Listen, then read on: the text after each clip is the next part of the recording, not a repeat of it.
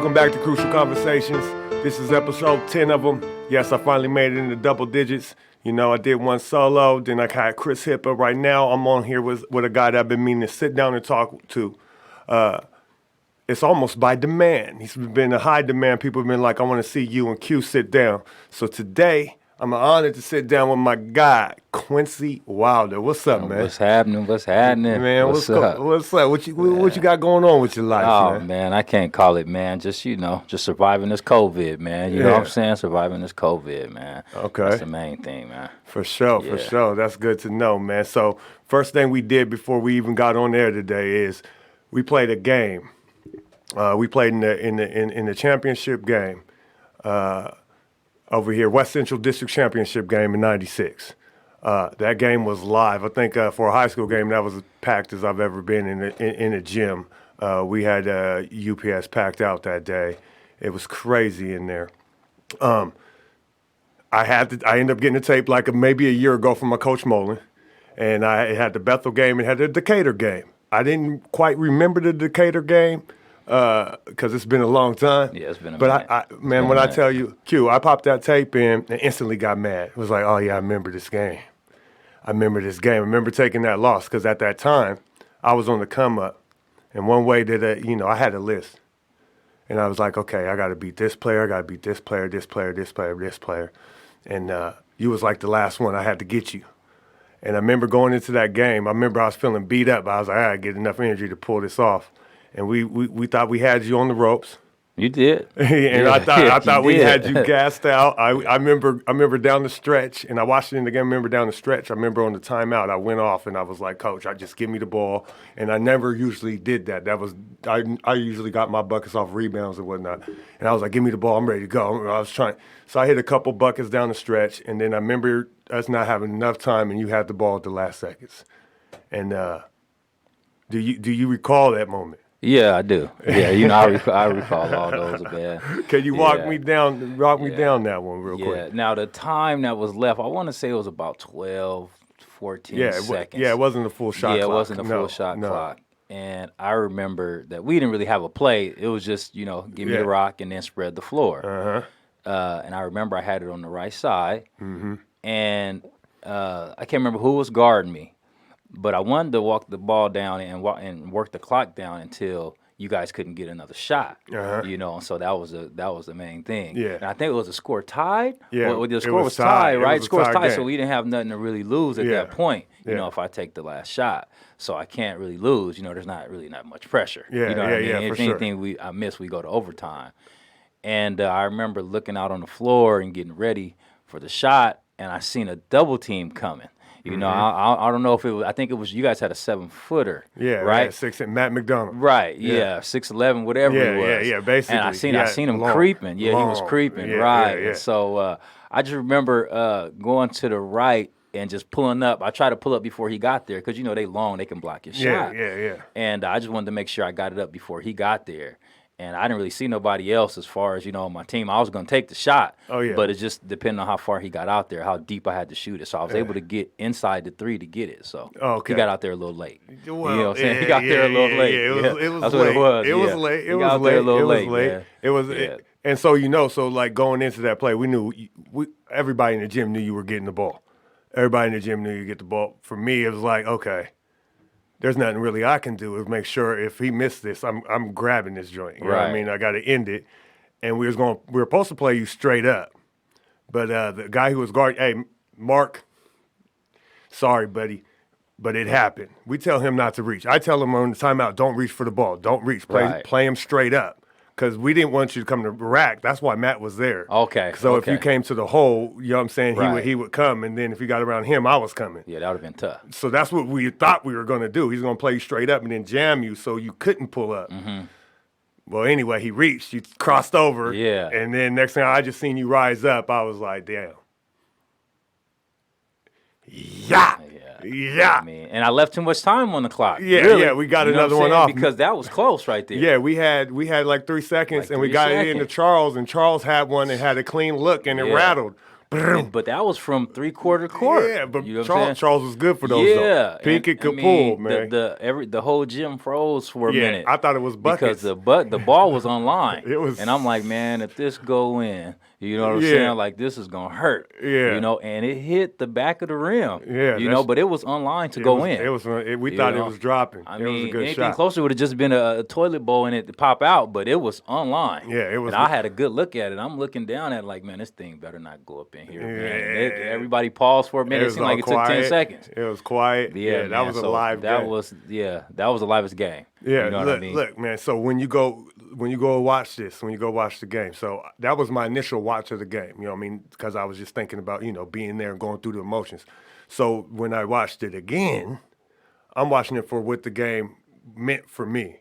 So I don't even know if you know this. So going into that game in West Central, I wasn't highly recruited at all. I kind of came out the blue. I hit the growth spurt, and then I just hit that work ethic like 3 months in the summer. You know what I mean? I just went hard. I started training. I started running. I just got in real good shape and started watching Dennis Rodman and Elijah Wan and Alonzo Mourning and start studying the game. I started learning. So I came in that senior year, came out of nowhere, and I was doing my thing. You know what I mean? Averaging 17 to 13 going into the playoffs. I was playing well. Wasn't getting recruited I didn't have the grades to go D1. I wasn't getting recruited for the local JUCOs around here, the junior colleges. There was a college coach named Percy Carr that came actually to see you. Came to see you. He was recruiting you, watched that game, talked to the coaches up there and was told not to recruit me because I was involved in gangs. He said, bunk that, showed up to Mount Tahoma the next day. Long story short, he met me, you know what I mean, and then flies me out to California. Boom. So my story jumps off of piggybacking off of you doing what you're doing, that there was a whole nother coach from a whole different state in the gym to see me. Yeah. And then my whole career changed from there because he actually saved my life. I had got shot and everything. I didn't think I was a rap. And he was like, no, I still want you. Come on here, hop over here, change your life. And from there, I went D1 and then went overseas and started playing ball. But I know you didn't know that, but that was part of the same that popped off. So that's why you always watched your career. I was like, man, Q was out here killing so much. He got me a little love, and which happens. You know what I mean? Good players in the environment in school that are getting recruited, they allow you to see the other players. So I mean, for young kids, stop hating on these other guys that are highly recruited, and you're playing against them. That's your opportunity for you to shine. I mean, that's where it's go compete. Stop being scared of getting broken down or getting dunked on or getting crossed over. Go out there and compete. Compete in that moment. Get your time to shine. Get your time. Give it a shot. Stop being scared. Like I said, I keep saying that the last couple podcasts. Stop being scared. You don't got time to be scared. Yeah, and that's the thing, man. Like, and that's a good point that you made as far as that. You just the main thing is you went out there and played hard every night. So when you don't know who's in the gym, and so that's why people ask me, well, you played hard every night. Yeah, because I played hard because I didn't know who was watching. And so for every new person that watched, I always wanted to play hard and to send them home with something that they can always to remember. And so if you play hard every night, it might not be you that's getting recruited, but it only takes one glance and they might be like, oh, wait a minute, who's that? You know what I mean? So the kids that aren't getting heavily recruited and you playing with somebody that is, or if there's coaches in the gym and they might not be for you, you can do something that just, boom, catches their eye. You know what I mean? And a lot of kids don't see that and don't take that approach, in the game. You know what I mean? It's all about trying to score buckets. You know what I mean? And I tell kids all the time, you're not going to get on the floor. The quickest way to get on the floor, high school, college, is to play defense and hustle. Grabbing rebounds. Yes, indeed. Offense, you got somebody that can do that. Yeah. You know what I mean? Yeah. So if you're not offensively talented like that, then you need to go out there and show them defense. You know what I mean? Be diving on the floor, get loose balls. That's how I got on the floor. I wasn't even an offensive player, but I just played hard and I could defend. So that's when I got on the floor, and then you can kind of, you know what I mean, build your game up from that. But you're not just going to get on the floor with, because a lot of times they come to these programs and you got people that are already in those spots. Already ahead. You know what I mean? Already ahead of you now, and some programs favor that, even though if the player is better. But the main thing is if you're not at that level the defense. You know what I mean? The defense, and that's part of my teaching, man. And the defense is first, man. That's always first. That's how you get on the court the quickest. Yeah, that's the best way to impact the game. Yeah. I always looked at it like this. Defense gives you a little layaway, you know what I'm saying? It gives you a little, you at least get a little longer if you're out there committing, you know what I mean, committed on the defensive end. You're diving on the floor, you're playing hard, you're getting on the glass, you're boxing out. It gives you a little leeway for on that offensive end, even for every now and then, you know, I think my offensive game ended up coming around because I was doing so much on the defensive end and on the glass. The coach can't get mad when I pull that 17-footer. He can't get mad. He was like, man, this boy's working his tail He'll off get it over back. here. He'll get it back. Yeah. He'll get it back. And after a while, they was like, Tay, shoot that. Yeah. Shoot that, Tay. So then, you know, my game started changing, you know what I mean? Became more of an offensive threat. But you were talking about what you teach now. You were talking about defense and all that. I wanted to know, one thing that I always remember about you was the first time I actually physically played against you, your speed and athleticism was off the charts. It was off the charts. And I remember talking to Drinkwine, who was friends with Coach Boyce at the time, and he was telling me about your morning workouts. So, where did you have a strategy, a routine already in high school, or when did that routine start for you to be so athletic like that? You know, in high school, it was more about, you know, working on some ball handling, getting shots. But what I did was, man, and I tell you this all the time, I did calf raisers in the shower, you know, every night. So you take a shower every night, I'm doing calf raisers in the shower till my calves feel like they about to pop. You know what I mean? I'm doing calf raisers. I had the strength shoes, but they weren't really, just the way they were built, I didn't really like them. So I just started doing, man, I just did calf raisers every day. You know what I mean? And I worked out, I ran, you know what I mean? Like my pops, we used to have to run 5Ks, 10K races. So I was always I was always a runner. Good shape. We had to run. run. You know what I mean? You had to get up at 4 o'clock and you had to run. That's you know important. What I mean? That's just, you know, there's no, I don't feel like I want to watch cartoons. So you got to get out and run. So that was always there. But I just think, like I said, in high school, man, it was just, I think it was those calf raisers, man. I'm telling you, in the shower, man, I just started doing them and you know, I started dunking, man. Yeah, bounce. Yeah. He was doing more than dunking. He was the first dude that was punching. Yeah, well, like I said, I think it was the calf raisers. Yeah, man. That's all I can really. I wasn't lifting weights. You know what I mean? I wasn't lifting weights. Okay. So, that's it. It was all body weights, a couple push-ups, but nothing but calf raisers, man. That's crazy. Yeah. That's crazy. That's crazy. When I'm talking, so for you guys that don't, basketball terminology, there's dunking. A lot of people can dunk, but then there's punching the ball. You know what I mean? So if you think the physical act of a boxer goes up and, you know, he throw that right cross, pow. It's like Quincy punched the ball when he jumped up there. That's how high he was getting up. He was just punching it in the rim, just punching. You know what I mean? When I got to college, I seen a lot of guys start doing it. I started doing it later on in my career when I got on the weights. I needed some weights to do that. Wasn't doing toe raisers or anything like that, so I got to college and I started doing a lot of leg workouts. So, as soon as I got up real high, first time I seen the rim eye to eye, I was hooked. Man, I was in coach's ear. Plyometrics, squats, I was doing anything I could do to jump as high as I could, man. But punching is a whole nother level. Whole nother level. Yeah. What's the worst? What's the coldest dunk you've caught on somebody, man? Do you got one? I'd have. Can you run me through Yeah, one? I'd have to go through. It was in the summer league. And I remember catching the ball off the break, and I was dribbling my left hand, and the defender was on my right side, and it was actually a high line, and he was guarding me, and I was dribbling. I just turned around and reversed on him. You know what I mean? It was just a reverse dunk. I was just, and a lot of it was just instinct. Yeah. You know what I mean? And my thing was just try to dunk on everybody and try to be, you know, just as mean and ferocious as possible to dominate the competition. Yeah. And so that was probably my nastiest dunk was probably in the summer league, man, at Highline. Okay. Yeah. Definitely. That I You said remember. reversed on the man. Yeah. Yeah, that's not nice, man. Yeah. I would have fouled the hell out you. Yeah. I would have tried or not jumped. That's how it happened back then. You get fouled, you just, you go to the line. Yeah. You know what I mean? But that's, that stuff, that dunking and all that, I mean, that is just, I try to intimidate. Like, I want to put the fear in them, you know what I mean? And playing hard and scoring and everything, like I said, that I did when I played was just to instill fear in your whole team. I'm dancing with your cheerleaders after I dunk on you. I'm in Yeah, your yeah, crowd. You know what I yeah, mean? So it's just, yeah, that's how it was. yeah, You yeah, know what I yeah, mean? yes, Yeah, that's yeah. all it was. Let's get into that some Yeah, more. Let's get into yeah. that some more. Where'd that drive to do that? Why were you so comfortable out there doing that?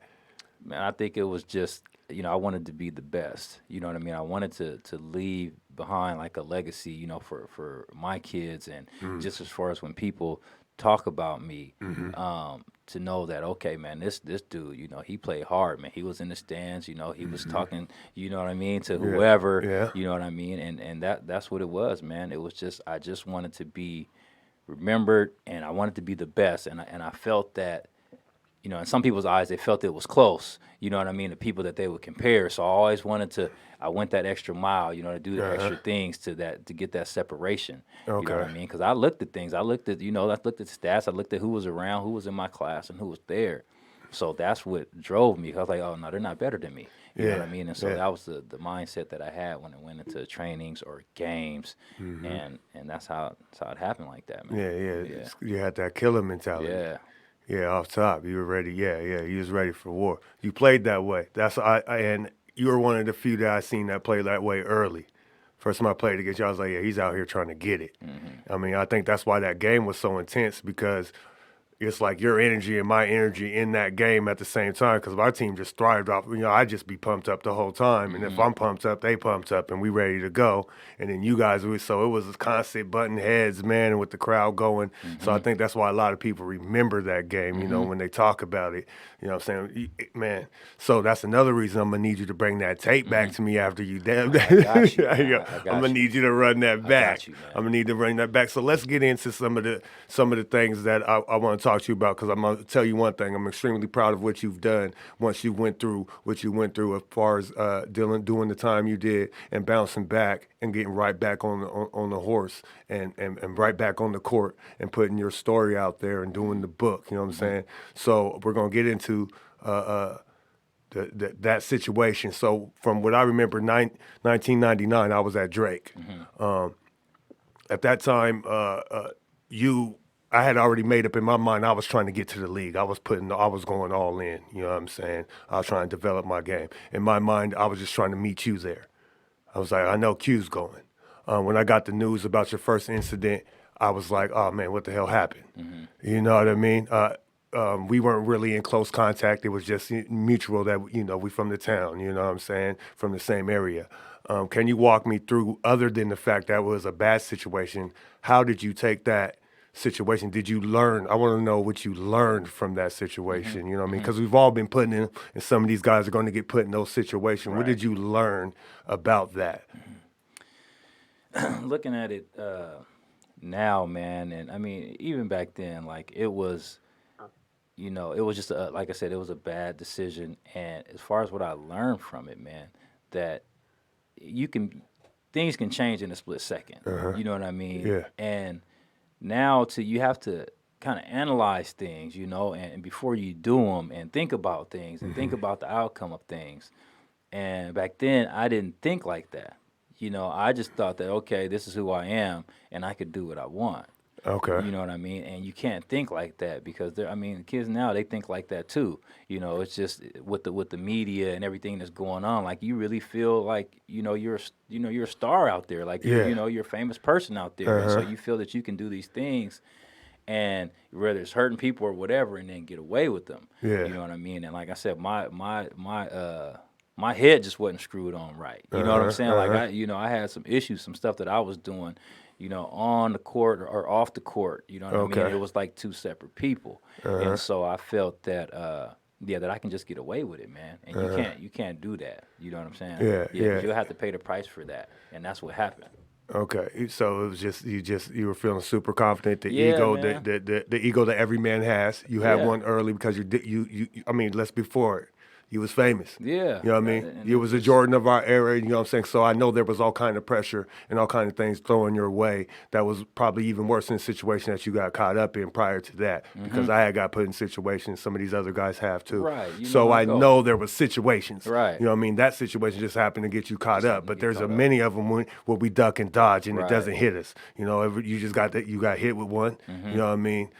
So, you know what I mean, learning from that and knowing that now, looking back at it, knowing that it was a decision and you knowing that it was your ego that stopped you, lets you know that right now you've already, you know what I mean, use that to grow. You know what I'm saying? So I commend you on that, man. So, and then at that point, what was that? That first stint was what, 11 months? Yeah, right? 11 months, a year in the day. You know, they give you a year in the day. You So, was still hooping though, right? Yeah, I was still hooping in there. Yeah. Okay. I was still hooping, man. I started really hitting the weights. You know, so I went in at like probably 198, came out at 220. You know what I mean? So, because there's not much to do in there but read and lift weights. Read man. and lift weights. And it was only, like I said, 11 months. Time went by, you know, quick. You know what I mean? Yeah. When you're there, you know, it takes forever. You know what I mean? And then, you know, just getting out of there. Like I said, it was a slap on the wrist. You know what I mean? Because when I got out of there, you know, my main thing was like, okay, I still want to play. Yeah. You know what I mean? But now at that time, there was a red flag on me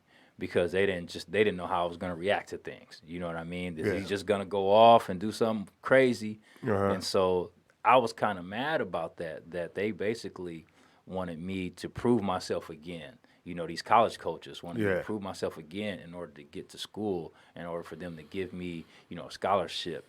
And I didn't like that. You know what I mean? I took that kind of personal, like, hey, I made a mistake, you know, but that don't judge me, but it slapped a red flag on me. Okay. Yeah. Slow down the recruiting process. Yeah, it just slowed everything down. They didn't know if they wanted to trust me. You know, they'd rather take a person that's not as skilled, but won't be a problem. You know what I mean? And I, you know, without even knowing the situation, that's just how it was. You know, that's how they took it. When a year later they was in your grill. Yeah. In your grill, smiling. You know what I mean? Promising the world, playing time, nice bunk. Yeah. You know what I mean? The best weight rooms. Right. Yeah, we're going to get you right. I'm quite sure there was some NBA. Yeah, we can get you to the league. Yeah. There was all that going on and went from that to no love. No love, one man. mistake. Yeah, I mean, and like I said, I had a lot of people that wrote me letters when I was in there to show love. There was a lot of love in there. I was getting love from everybody. Okay. You know, but like I said, it was just now when I get out and try to make the moves that I want to make, you know, I remember I got out and tried to get into Seattle U, and I couldn't get in Seattle U because it was something with the grades. And then there was one coach, John Barbie, man. He called me out of the blue and he gave me my shot, you know. And I didn't have, like, it was way out Evergreen State. You know, that's Olympia, man. I'm not way out there. Yeah, you know what I mean? yeah. My people are, you know, in Federal Way, and I slept on his couch. You know what I mean? Like he was showing love. Like, look, I just want you to get back in here and play again. Yeah, get back you know into what I mean? the And sanctuary. I was like, man, you the only cat that did that. Yeah. You know what I mean? So I went up there and I slept on his couch for a little bit. You know what I mean? Until I got situated. And, man, I'll never, you know, I always got love for that cat. You know what I'm saying? Because he was the only one that really, you know, kind of just stood out from everybody. Like, look, I'm going to get you in school. You know what I mean? And we're going to make it work. So shout out to John Barbie, man. Yeah, that sounds Pierce. that sounds familiar with my Percy Carr situation. Yeah, man. Yeah, because I went down there and you know what I mean, we had the team meeting. I'm gonna tell you this story. We have a team meeting. Everybody flies down. There's guys from Chicago, guy from Alabama, of course, a bunch of guys. We're in San Jose, so there's a bunch of guys from California, Fresno, LA, Oakland. We're in the room. I'm the kid from Washington. You know what I mean? Being the kid from Washington, you know how it is. As soon as you leave out of Washington, we stuck in the corner. They don't know what's going on way up here. You know what I mean? But he tells the story. He basically tells my story. He said, there's a kid in the room. He doesn't say name. He said, there's a kid in the room that when I went to go recruit him, I sat in the stands and watched him play harder than everybody on the court, dive on the floor and run the floor. And he was the best big man I've seen in a long time. And he was like, I talked to the other local coaches. They told me not to recruit this man. Said he was a gang member. He said, and he told me not to go to the school. He says, I go to the school. When I go to the school, this young man won't come to the office to meet me, which I didn't because they said there was a college coach there. I'm thinking he's there to see Charles Pinkett. He's not there to see me, man. That day I had on my black chucks, you know what I mean, my brown Dickies, the black and brown flannel, You know what I mean? Curl feeling good. It was nice and juicy. It was early in the morning. You know what I mean? I walk in there talking to a college coach, and he was like, "No, I want you to come to my school." And so he basically, after that, summer hits. I don't sign the letter of intent. I go through a situation where, I get caught up in an argument with somebody else. It wasn't even my argument. Trying to cover up for a friend. I get shot. I'm thinking I got to get out of here. You know what I mean? Sitting there thinking, and then he was like, "You need to come on, bounce." So he tells that story to the team. Nobody knows it's me. You know what I mean? At this point, I done cut off the braids. I don't got no hair. I got a little. I think I was wearing like a Eddie Bauer button up. You know what I mean? I had switched the whole thing up. Went incognito. You know what I'm saying? So and he basically is the one who taught me about mind state. Because I used to get mad and like lose my temper and I couldn't play. So he would just frustrate me and keep me at that height where I'm just, and then I start being able to hear his voice and learn. Like he broke me down and re-taught me how to play. You know what I mean? So I can use that energy and then I can transfer it in and it made me a hell of a ball player. So I thank Percy Carr for that because he had saved my life even in more ways than one. Mentally he saved me and then physically just moved me from out of the area, the environment where I was in. I'm up here and forgot to put my phone on silent. It's very unprofessional. You know what I mean? Yeah, I'm going to answer it too. Yo, Santos, man, I'm doing my podcast. I'm going to hit you in like 30 minutes. Yeah, you live. I should put you on speaker for even calling me right now. Hey, watch what you say right now. You on speaker. Say no more. All right, man. I'll holler at you in 30. All right. All right, man. Yeah, let me go ahead and put that on mute, man. Sorry about that. Yeah, it's all right.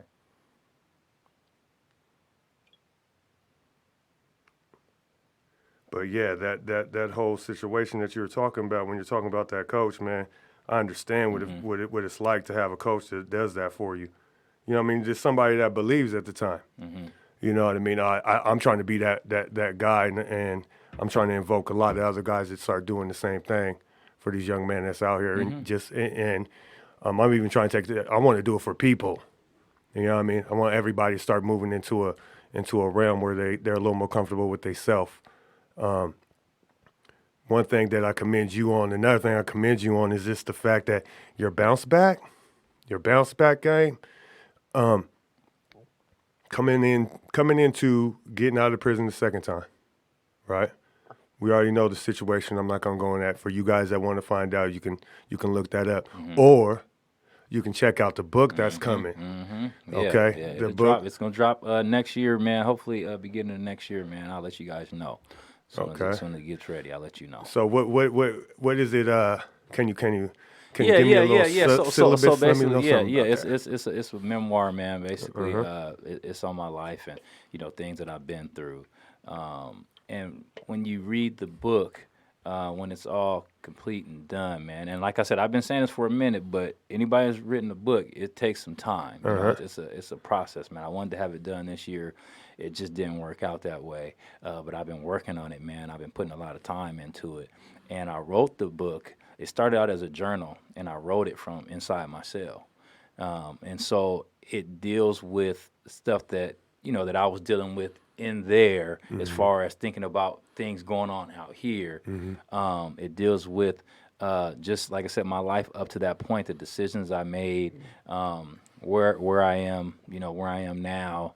And it's just, like I said, man, it's a great read, man. If you want to know about me and how I came up and the things that I've done and things that I've been through, that's what the book is based on, man. It's no lies. It's all truth in there, man. And that's just what it is. Okay. Yeah. Definitely. Yeah. So the fact that you said you started it while you were actually in your cell. Yeah. That right there is that's key. You know what I mean? To start the book from there, because you starting from a point of realization while you're actually locked up, where you can't go anywhere at that time. You're trapped in a place really, and you mentally just left it and started and formulated this. Is this when you came up with Q time, or when did all that start? No, that was later, man. When I was like I said, it started as a journal. And I just wanted to take people on like a journey with me, through my lens, and see things how I see them. You know what I mean? And so when I started doing this journal, I was just, like I said, I was just journaling. I was journaling thoughts. And so, like I said, some of the stuff in the book is actual, I'm actually there. You know, you're with me there when you're reading Okay. it. So, man, I mean, I'm so excited about it, man, because, you know, like I said, when you're writing a book, man, it's like, there's some ups and downs, just like a game. You know what I mean? It's just like a flow. Sometimes you feel like writing, sometimes you don't. But the good thing for me was that I wrote it when I was there. So now what I had to do was just kind of, you know, tighten it up. You know what I mean? Tighten it up, take some things out, add a little bit more detail. But the foundation was there. It was already You know, there. I was already there. Okay. So now it's just tightening things up and getting it to the right editor, which I have it to my editor now, man. And just, you know, cleaning up, doing some line editing. And like I said, man, I'm proud about it. And yeah, Q time, man, that was, you know, Q time didn't happen until I got out. Okay. You know, before I got out of there, my thing was, man, I wanted to help kids that were in a situation like mine. You know, so when I got out, I started contacting the detention centers, you know, because I wanted to talk to these kids. Okay, yeah. And that's when Q time happened. So that is still a goal of mine, you know what I mean, to talk to these kids because I can relate with them. You know what I mean? Their counselor might not be able to relate with them, you know, but the thing that the detention centers were telling me, like, look, we have people that come in and talk. We don't want it to just be talk. We want you to do like a syllabus to where, you know, you could work something out and these kids are doing something. They got some great people that are doing that. You know what I mean? Some cats, some local cats, and even in Seattle, Tacoma, you know what I mean? That cats from the street, you know what I mean? From the block that are helping the kids. And I just want to be a part of that too. Yeah. You know what I mean? Anything that I could do to help, I want to do that because there's kids out there. And my focus are the ones that are already locked up because they have that time. You know what I mean? Or going through the lockup process, you know what I mean? Because they're getting this big amount of time that they're getting, and they still can be productive. You know what I mean? But when they thrust them in a situation and you don't know, you just think that your life is over. You know, you're looking at 10, 20 years, and the kid might be 18 years old. Your life's not over. You know what I mean? Yeah, You have yeah, time yeah. to plan. Yeah. You know what I mean? So look at it like that. Look at it as they took me out of a situation, and now I have time to plan. You know, just like when I got my time, I looked at it first like, oh shit, man, this is wow. You know what I mean? Yeah. 13 Christmases is gonna take a minute to get through. Yeah, you know for what sure. I mean? Yeah. But then when I got into the time and I started planning, I was like, oh, they shouldn't have gave me this time. You know what I mean? Because now I can sit back and think and evaluate what the hell Flip I the was mind doing state. wrong. Flip you the know mind what I state mean? And once I can again. learn. Yeah, I didn't learn until I got to prison. You know what I'm saying? I didn't learn anything. They Whoa. pass you in school. You Whoa. know, they just passed me. You know what I'm saying? Like Yeah. there was a couple of teachers that I had that were, you know, that did some stuff with me, but the most of them, they just passed me. That's crazy. The know what fact I'm that you say you feel like you Yeah. didn't learn till prison. Yeah, I didn't learn till there. There's a lot of things I didn't know as a man. I mean, Yeah. as you know, just You grew in prison. Yeah, getting a job interview, I didn't Yeah. know nothing about that. Yeah. How you do that? Yeah. You know what I mean? What are you supposed to say? What are you supposed to do? Uh-huh. You know, and so with these kids, man, that I wanted to talk to, I wanted to talk to them about that and making use of their time. You know, if they can tap in, you know, on the other side of the brain and tap in and really just develop, you know, and do what they can do anything they want to do. You know what I'm Yeah, saying? But yeah. nobody's telling them that. You know what I mean? They're just saying, look, this is the time you'll get through it. No, make use of the time. Don't let the time do you. Be productive. You got all this time. If you need books, we'll send you books. You know what I mean? They got Yeah. if you need, you know, anything you want to learn. Yeah. I don't care if it's real estate. You know what I mean? I learned real estate. I mean, I learned so many things in there, man. Yeah. It's just I'm blessed to have a good support system, and like I said, I just learned the whole time. Yeah, you You know? use that. You Yeah, use the it's time. just remade. You know, it's like a makeover. Yeah, You know what I mean? You Yeah. plotted a strategy in Man, there. yeah, And started implementing it. started Because you implementing, already man. were writing in the journal, so Yeah. you were implementing while all this formulated there. Yep. Yeah, so Yep. you kind of grew curated. Yep, man. And that, like I said, there was no Q time. You know what I mean? Q time, like I said, that wasn't until when I was, you know, working, you know, at a car dealership, and that just I did it there. You know, when I was inside, that was my first job. But when I got out, I did that, and it wasn't a good fit for me. And the inside is cool because you can be gone all day, you know, and you can Yeah, work all day. yeah, And that was yeah. my first real job. I'm locked up selling people cars, and they don't know I'm locked That- up. yeah, You know what for I'm sure. saying? And so when I got out, I was like, okay, I'll do it again. And I wasn't really feeling it, being at the dealership all day. And people kept asking me about training. Man, you ain't training. You're not working with no kids, man. I got my son. I love to let him work with you. Yeah. I was like, I'm not doing that right now, man. There's probably about maybe 5 people asked. And I was like, light bulb went off. I was Ding, like, ding. let me get back in the gym. You know what I mean? I was like, look, I quit. I'm going to go. I got another job opportunity. It was like, what? I said, yeah, I just left. I didn't even pack my stuff up. No 2 weeks. I was like, yeah, I got another job opportunity. Just went all in. And went all in on it, man. And so that where Q time came from, man. And I started just, really with nothing, man. I mean, I had one 5-year-old kid that I was working with. You know what I mean? And the gym rental fee was $50. I was making $50. So I was just exchanging money. You know what I mean? But I knew the door was going to open. People in my corner was like, look, just exchange some money for now. You know what I mean? What if you get 2 clients? What if you get 20 clients? You know what I mean? Then things change. So you have to exchange money for these months and just do it. So I did that, man. And I was like, okay, I'm just going to stay in it. I was looking for jobs on the side like, man, basketball might not work. I was looking at temp agencies and then something would happen in the basketball. I get 3 more clients. Then I wouldn't look at the temp agencies no more. And then I do that, change money. Then I start looking at temp agencies again and looking at Amazon. And then something happened. I get 5 more clients. And I was like, okay, from this point on, I'm not looking at no more jobs on the side. This is my full job. I'm not going to even veer. If I go through some bumps, it'd be just like when I was locked up. They'll go and you know what I mean, they'll pass. It was and calling the door you. open up. That was calling you that's again. That's what happened, man. Yeah. It was calling you, that basketball, man. It was calling me, man. It's crazy, though, right? It's crazy, man. It's I was crazy. looking for work. You know what I mean? Came back to save you again. Man, it came back. It came back. Yeah. Came back, man. That's crazy. I was talking to C. Hippa. He was here yesterday, matter of fact. We were just talking about that love for the game. It's just different. When you run around and you run into people that play basketball is one thing.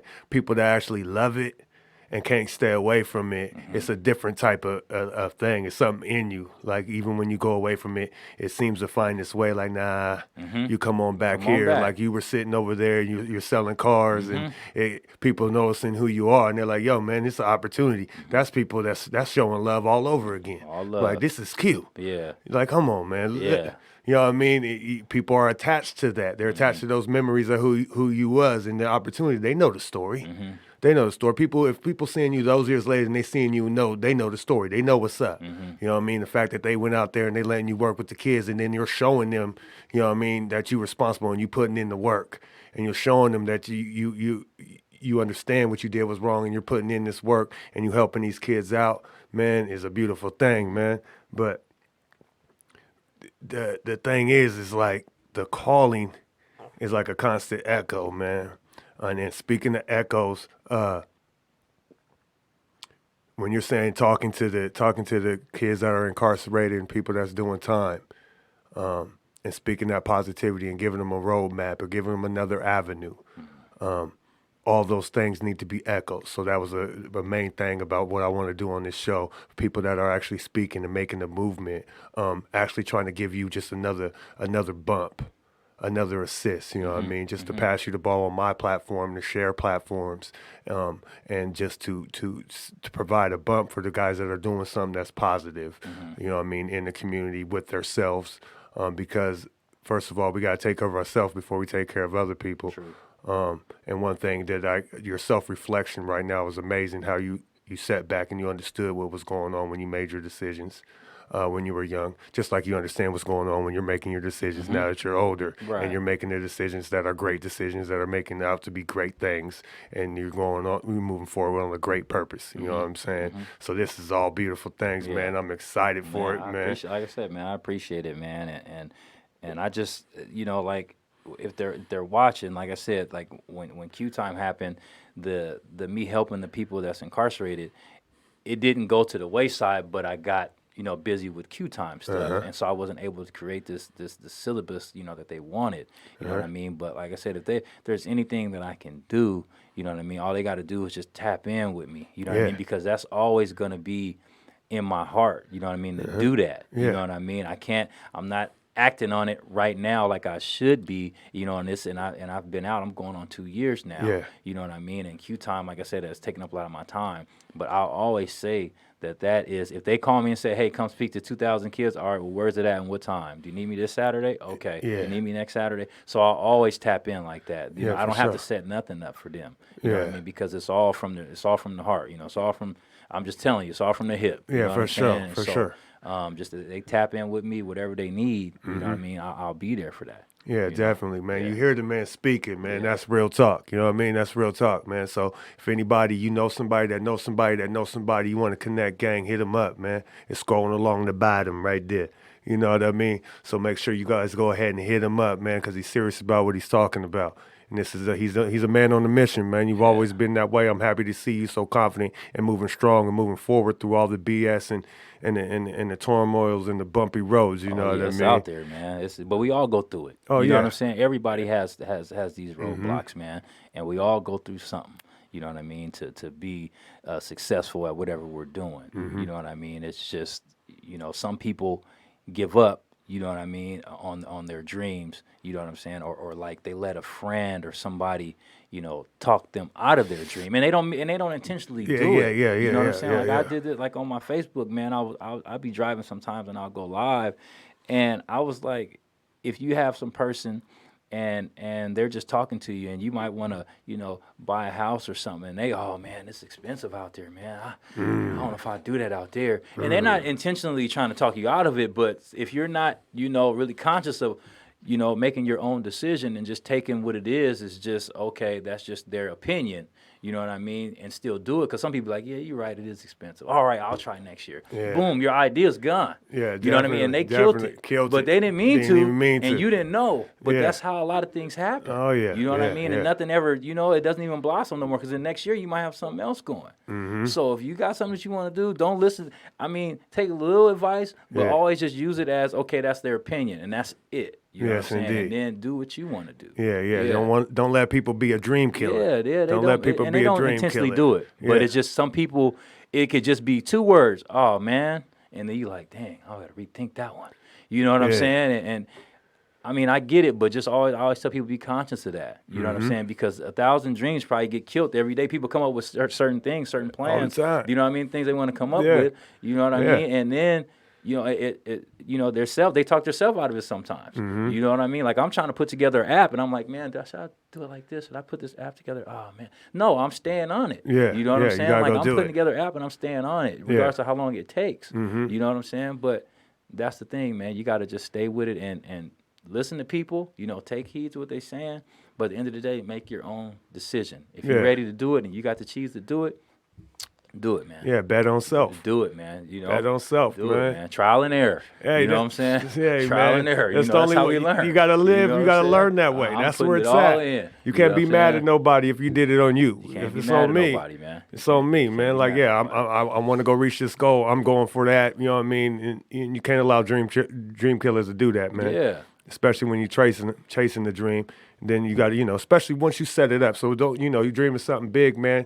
And it sounds outlandish to somebody, but it's right there. It's tangible to you. It doesn't matter. It's you. It doesn't matter. It's it doesn't you. matter. You say, Yeah. I'm going to make $1 million, and they, whoa, that's a lot of money. Yeah. You know, that's for you. You know what I For mean? But you. for me, that's what I'm going on to do. Yeah, You know what you're I'm just saying? going to go. I'm trying to go get that. I'm trying to get that, man. Yeah. You know, and I just think that's, you know, that's just what it is, man. And even as far as like doing the trainings I'm doing now, and there's lots of trainers out there, and I always have people ask, like, what, you know, some people are training, they don't know what they're doing. Well, then, you know, don't take your kid over there. You know, if that's how you feel. You know what I mean?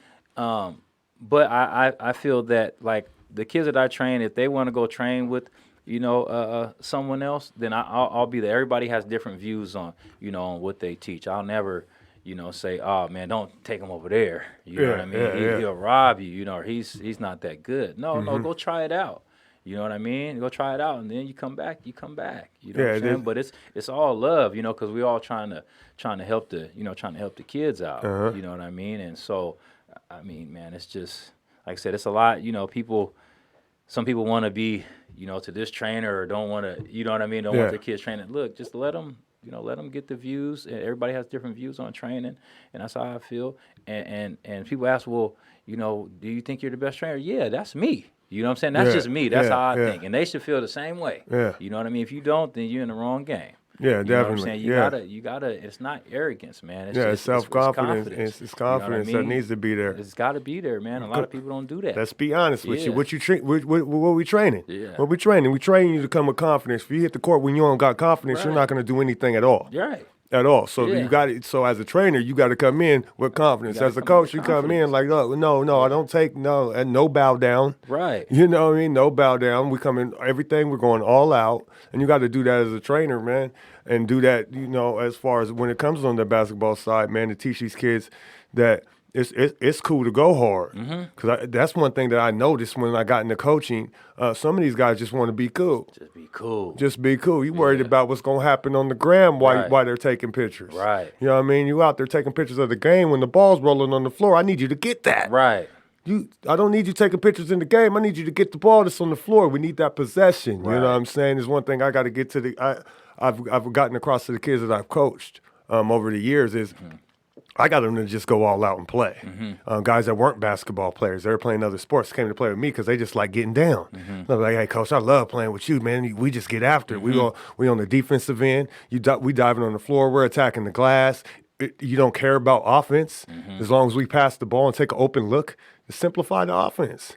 Make it simple. But on defense, I got like 17,000 schemes, man. I figure out different things, and I change things all the time on the defensive end in the basketball game. I'm trying to convert that, and get better at that, and then also pick up more things, set plays and stuff for the offensive end. So I'm still learning that. So I'm trying to. I got goals as a coach, just because. You know, one thing I try to do was always try to get better. You know what I mean? And Right. always try to get better. If I'm not good at that now and I want it, I'm gonna just keep doing it until I get good at it. You know, repeat. Right. You know what I mean? Go back to what you were saying. You know what I mean? You got to go out there and get it. It's effort, man. Yeah. It's effort. That's all you got to do is put in the effort. And the coaches or the trainers can't want it worse than the player. Like, they can't want it worse than you. Yeah, you you know what I gotta mean? want it. You got to want it. You know what I'm saying? Like, if I look away and I'm dealing with a group over here and then you lay off because I'm not looking at you, then you're not cheating me. You know what I'm saying? I've already played. Like, I tell kids all the time, I played already. Yeah. You know what I'm saying? So this is on you. You know what I mean? And what you want to put into it. You know what I'm saying?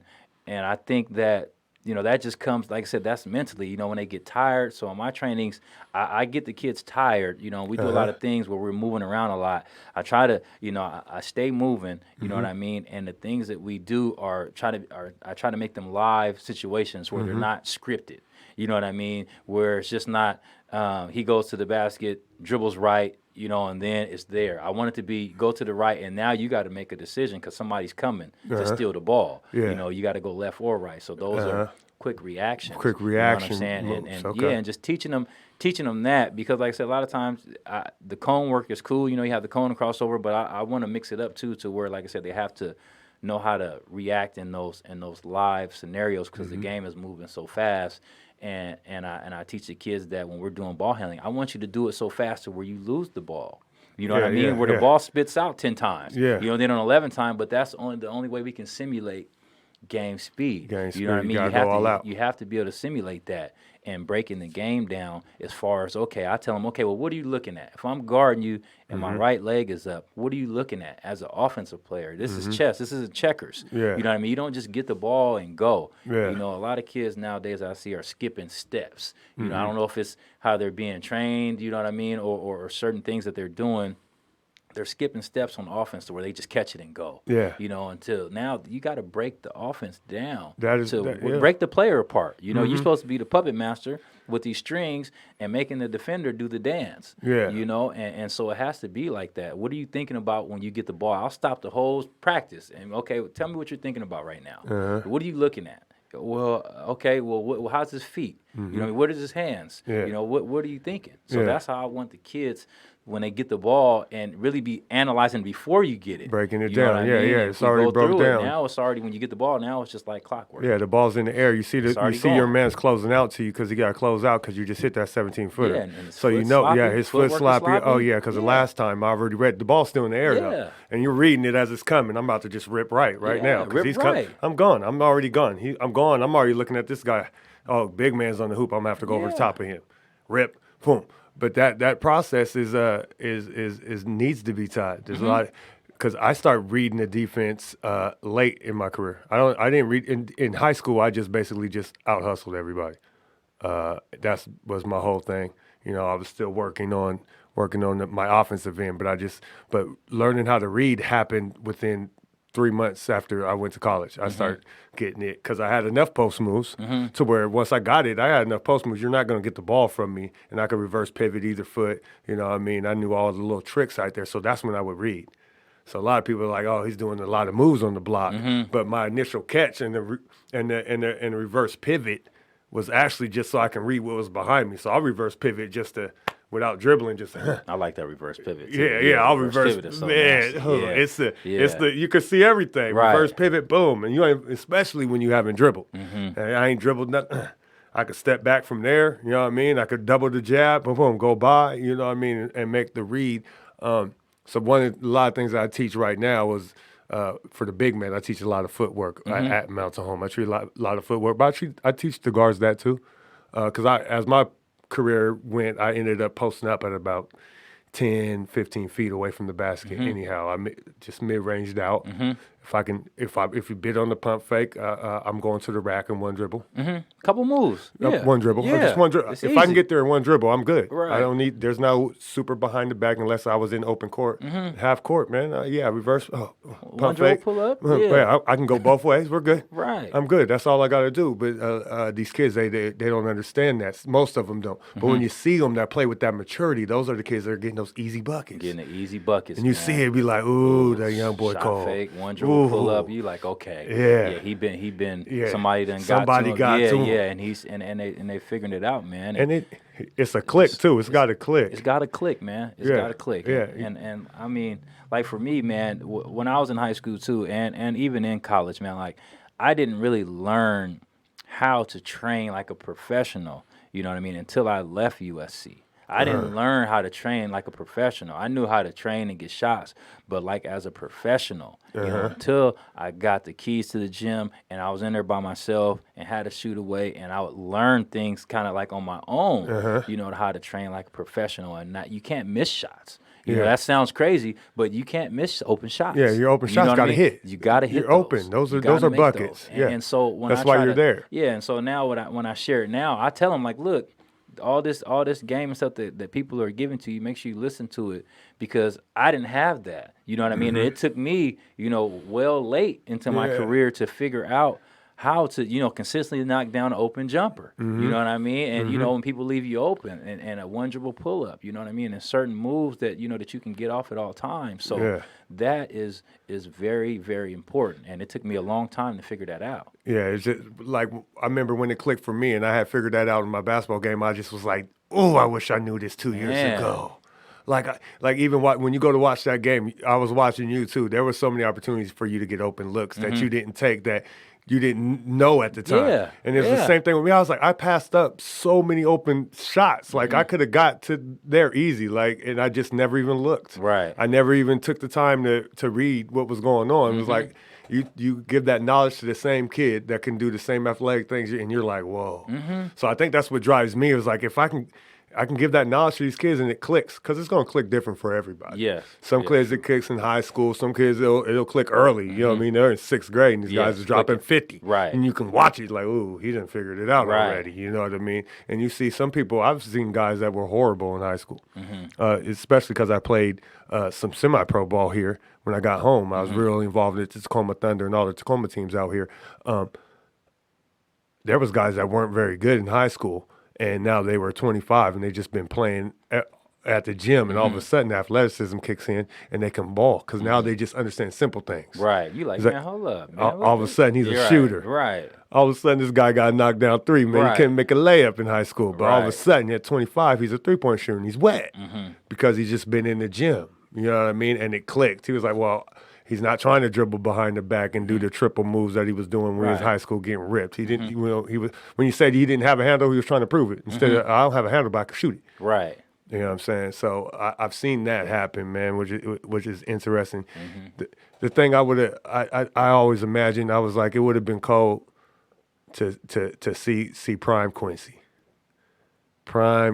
Like you at about, I say, let's give you 27. You ever? I know. Well, you don't have to imagine. You know what your body felt like. Yeah. 20, Yeah. I mean, 27. What yeah. you? How? So at that time, where were you at in your life? Man, I say I'll give you better. The best that I've ever been was probably when I was about 25. Man. 25. I was about 25, and I was going overseas, and I was working out, and I wasn't missing. You know, I was in the gym so much, 2-3 times. I remember I cracked the new year off. I was in the gym at midnight. I was like, this is what it's going to be. Oh. You know what I mean? This is what it's going to be. And I was ready, man. At 25, you was in there getting it in? I was ready, man. Oh, back in there saying? cooking. I was ready, man. Yeah, And so I just, that was probably the best, 24, 25. That was the best that I've ever, been as far as being prepared, being ready, being able to knock down deep threes, off the dribble, pull-ups, no weaknesses.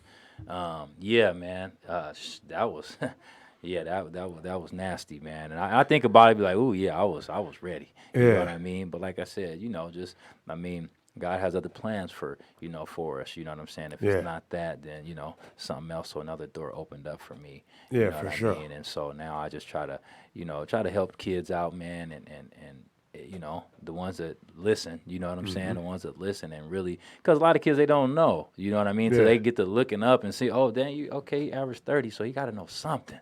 You know what I'm saying? You got to know something. Something you know happened. What I'm saying? They're non-believers. And so I just try to share a little bit of knowledge with them. I don't want to make it like you're doing too much, but I just, hey, man, do this, instead of doing this, and then try it, you know what I mean? And I'll do it. I work out with the kids. Yeah, like, if we that's run the it on the best track, part. I'd be like, okay, if I beat y'all, then we got to run another one. You know what I'm saying? I'm 42, so, I'm running, you know what I mean? They're like, no, coach, don't run with us. Oh, okay, that's what I thought. You know what I'm saying? For so, sure. yeah, man, that's just the love that I share, man, with these kids, man. That's good. I love what I do, man. Yeah, that's good. That's what's up, man. That's what's up, man. Hopefully, we're gonna get you involved because we got a network here. We're gonna get you involved, see what we can do with you talking to some of them kids that's incarcerated, try to help you jump that off, man. There's gotta be some ways that we can get that involved. You know what I mean? With some of the people out here, some BD local, we'll see if we can look into some things, man. Anytime, man. Because, like I said, this podcast isn't going nowhere, and hopefully we can grow some things. I know I want to get you involved with some other things that I'm going to be doing once this COVID thing. I kind of want to combine a lot of like-minded guys that are out here talking to the youth from actually our generation. There's a lot of us that are involved right now, and I just want to get everybody in the room. Yeah. Put a whiteboard up and just formulate a plan. My vision is a camp. My vision is getting it sponsored. My vision is having it in multiple gyms throughout the city. Kids come in there free. We provide them with some knowledge. We get them some shirts. It has Q Time. It has whoever the people involved with. But it'll be us. It'll be It'll be your logo. It'll be my logo. It'll be us. You know what I mean? And so we can infuse these kids. So give them some memories. You know what I mean? Because some of those kids don't have the opportunity to have those memories or have that. Just so we can reach more. They can say at one point in their life they were in the gym. So as many kids that were in the gym with all of us at one time. Yeah. And maybe one of it's just one kid might hear your story, and that one kid might see something and change something, or he might hear this guy's story or this guy. We gotta get all in the room. Right. Right now on this platform, I'm building the room. You know what I mean? So if you go through the episodes that I've already had, I'm building my room. Right. Yeah, I seen it. Building, I've been checking I'm building what's going on, and then I'm gonna bring everybody back, and we're gonna sit down. It's a podcast, but this is also a movement of positive energy that I'm forcing, and I'm following it myself.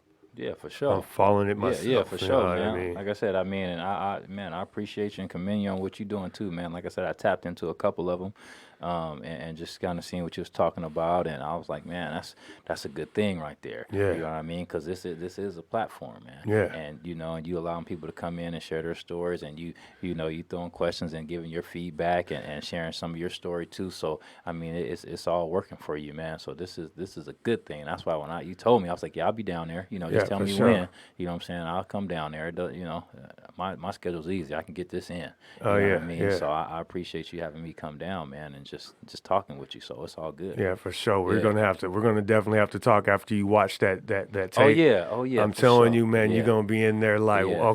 okay, this was lit. 'Cause Right. I don't know about you, but I kind of forgot it. You know what I mean? I don't remember. You know, I Yeah, remember certain things. Yeah, but when I watched it, I was like, wow, there was a lot going on. Man. Okay. Hey, our coaches was going at it. They were Oh, switching for the real? defenses Oh, up. Yeah, okay. you'll see it. All right, I'll have Yeah, to you check it out. guys, Yeah. because you guys are usually a man to man. You guys came out in zone on us. Okay. Yeah, and then you had a guy shift, so I couldn't get open in my sweet spots. Like I couldn't get the free throw line. Every time I got it, I was trying to get it up though. Okay. The free throw line and the left baseline. I was trying to every time. You had some good numbers that game too. Yeah, I was on the glass. Yeah. Okay. I had some. It went down. Yeah, When you watch it, okay. you're I gonna can't see remember it. what I did. in Yeah, that you one. had I look, yeah. you had a good 20. I want to say 25, 27. Okay. I'll have to look at Charles them, had see. like 25. I ended up with like 14 and 16 rebounds or Okay. something. It was going down. All right. Yeah, I'll You have had to a check it couple out. guys hit some big shots. I forget the Yeah, kid's name. yeah. You got see that's another thing about that Decatur team. Even prior, you guys kind of had the era going on. Well, forgive me.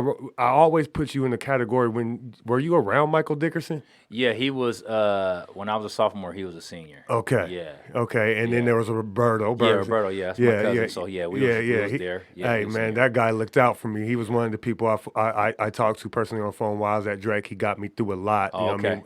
You know, just talked to him on phone knowledge when I was going to go overseas. Demanding your money up front, you know what I mean? He hit me with that, so that helped me out because they did try to play with my money. Yeah, they'll do that too. Yeah. So, so that whole era, so that squad that you guys had, people are forgetting about. Some of the players that you had playing roles weren't just simply role players. Them guys could get down. They can get down. There was a guy that was about six. I want to say he was about 6'3", 6'4", shoot the three ball. I'm trying to think. You might be talking about he was about 6'5". He's talking about Andre Pleasant. You know, when we played, he was. Well, he was a I know junior. who Pleasant is. Okay. Yeah, I know who You're Pleasant. talking about Your on senior senior year. Oh, Yeah, that was probably a Kaika then. Yes. Yeah. Yes. Right. Yes. Right. Yes. Kaika He used to hit get some on my. trades. Yeah. He used to get on hit my some nerves. trades. He pulled a couple in that game out. Yeah. We wasn't supposed to be there, man, but everybody gelled together, and we didn't have nobody that was trying to, do too much. They was like, okay, if I'm open, I'm gonna shoot. I'll take one dribble, and then I'll pass it over here and get it to Q, and then we're gonna get out the way, but I'll spot up. That's what made you guys hard to beat because those guys they were solid. Yeah, they were solid and strong. They played. Yeah, they played defense. Yeah, their point guard wasn't. He wasn't turning it over. He wouldn't turn it over. Because we was trying. We tried our 13 trap. We tried everything. I tried to trap him. He was the little dude. Yeah. He dribbled it out, backed all the way out to the half court. I was like, man, I ain't going out there. Yeah, had shooters, man. So that's what it was. You guys had a squad. Everybody just kind of fit in they role and didn't have nobody trying to. Well, I got to get 15. If he's getting 30, it wasn't like that. Just let me get the rebounds and we'll pass it to you and just tell us, just get open. Yeah. They used to be like, come get it, get him the ball, So like I said, it was all. We just all gelled, man. We went on that run. Yeah, they was with it. They was with it. You guys, the way it would have happened. Yeah, they was with it because you guys had the thing about that year in West Central, the West Central playoffs was lit though because there was a bunch of close games. Everybody, every game was going down to the fourth quarter. I just remember watching the games like, man, it's going down in here. We had to play loser outs. Loser outs, and people weren't leaving. Right. Yeah, once you got to West Central, it was loser out. Period. Yeah. Let's go. Yeah. Until you got to the championship when we both went, and I think Foss from West Central all went to state Key Arena. Yeah. We had that 9:00 game. It was all bad. Oh yeah. He said, that's that early one. Man, everybody was asleep on the bus. I was the only one awake, and I was like, we in trouble. We got there, and we just played sleepy for the first 2 quarters, and we played Redmond. And they played a zone. Oh yeah, and they played that zone. And sat down in the paint. Yeah. And I couldn't get nothing off. I could barely even get the ball. They just sagged it off the shooter, and just sat there. Just sat one in front, one in back, and it was a horrible day. Yeah, it was a scrap, man. That whole, like you said, the districts to state, man. I mean, we had Hipland Stadium first round, loser out. You know what I mean? Yeah. Then we had Curtis right after that. Then we had Foss. You know, and then we had Enumclaw, and then we had you guys. You know what I mean? So this is, I mean, those was all scraps. Scrap You it know what all I mean? the Like, way. Those was all scraps, man. Yeah. Those games was tough, and Yeah, they went down 'cause to the wire. Because in your guys, did you win your league that year? We didn't even win our league. That's what I thought. We was under. I want to say we you were came about from 500. the you came from the bottom and, Yeah. and went on that run on us. Yeah, because we was like, We well, snuck in. yeah, because we were thinking I was like, we ain't got nobody. We gonna have a problem if we meet Decatur, and I was like, they ain't gonna make it. Right. I remember when you guys beat Stadium, I was like, oh. Yeah. Because we lost the Stadium that year too. Oh, okay. Yeah, That was a close Yeah, one. and we lost the Stadium, a close one. Hippa hit some craziness down that the was a stretch. Close one. Yeah. So yeah, you guys went to the Buzzard Stadium. Yeah, we went to the Buzzard Stadium, man. I had 4 fouls. Yeah, and it was tight. You know, that was lose to go home. I was like, man, we can't go home, man. You know what I mean? We can't go home. You know? So yeah, that's come on, man. Yeah. Those are some good times and good memories, man. For sure. A lot of guys from that in that gym right there. There was a lot of kids inspired from that. You know what I mean? I know for sure my man who's Rashid. He's a coach over at TCC right now. Shout out to Rashid, man. He was at that game. Okay. And that's one of his most memorable games. They said after that he wanted to go play some hoop. Okay. So he was at that game. He was a young boy. Oh, Rachi over there. You talking about the TCC? Oh, yeah. He was a young boy. He was a young boy back then and watched that game. Yeah, he always tell me. It was lit. That's a good cat right there, man. Yeah. You're going to do great things over there at TCC, man. For sure. So shout us out, man. Y'all boys better watch out for TCC. They coming, man. Yeah. That's what's up. We a little bit over an hour, man. You know what I'm saying? We getting it in. So we already got you. So if they want to get a hold of you, we can hit you at Q Time. Yep. You know what I'm saying? You're on Instagram. What's that? My Instagram is Q_Wilder1. That's my Instagram. And then my website, you can go check out my website. It's q-timebasketball.com. Man, you can check it out. You can buy. You know, I got gear on there. I got trainings on there, individual, group trainings. Man, I mean, just you can just go on there and subscribe and hear the latest stuff that's going on, man. And I got new era hats, new era beanies. You know what I mean? I got hoodies. It's all love, man. All right, you know getting it in. in. It's all love, man. Everything Q. You can find it. And you see it scrolling. You know what I mean? So make sure that y'all hit my guy up, and we're going to get active. This won't be our last conversation. We're going to talk on and off the air, but we're going to make some moves. And, some of these plots and strategies that I have, I can't really let all you guys know that what's going on, you know what I'm saying? But we're making some moves out here in the area, you know what I mean? And once again, thank you for tuning in to Crucial Conversations podcast. Remember, the most important conversation is the conversation you have with yourself, and I'm just out here trying to be me for me when I needed me. You dig? All right, I'm Dontay Harris. That right there was Quincy Wilder, the legend. You know what I mean? Appreciate y'all go man. look him up and learn something about how much work he's put in out here and learn about his story and see he's still here and he's still surviving and he's still thriving and he's still winning and he's still going to move forward. And that's what we do out here, man. And I'm just trying to give another push so we can just trampoline off each other and keep getting this money out here and then giving back to the community and just growing. You know what I mean? So that's what we're trying to do out here, man. So thanks for tuning in. Crucial.